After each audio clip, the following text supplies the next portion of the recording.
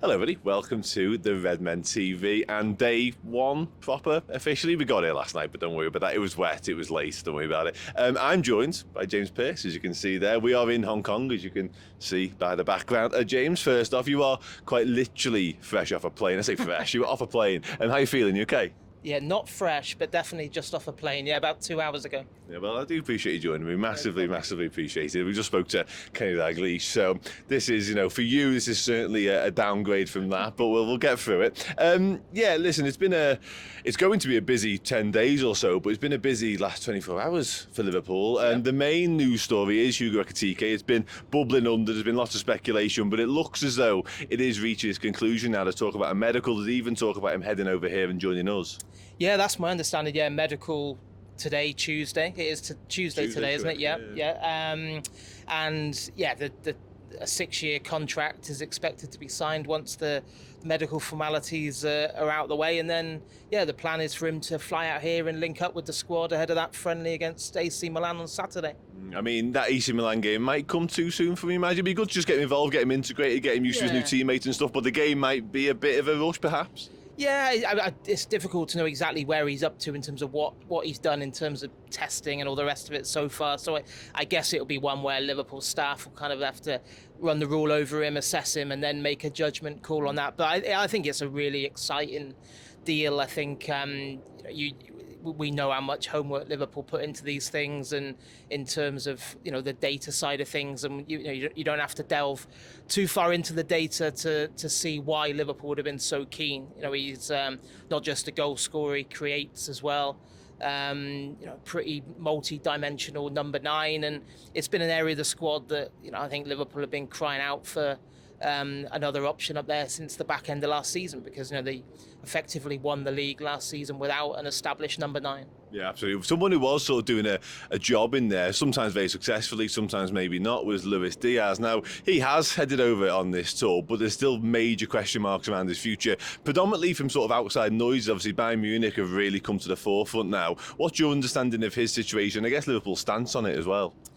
Yeah, well, Liverpool's stance has been that they're not looking to sell him, and it would take a big offer to kind of really test that resolve. So I was told they kind of look at what the Saudis were prepared to pay for Bruno Fernandes earlier on in the summer. I think that was 100 million euros, I think it's about 87 million pounds, and they were saying that is the kind of valuation that they've got on Diaz, and if they don't get the kind of offer that's almost too good to turn down, then they're more than happy to just keep him on board. But certainly Liverpool are braced for a second bid. I think I wasn't surprised in the slightest they rejected that first offer from Bayern, because I just think, why would you sell him for, what was it, about 60 million pounds? Like, no chance, when you think he's coming off the back of his best season for Liverpool last season. What did he get? 17 goals in all comps.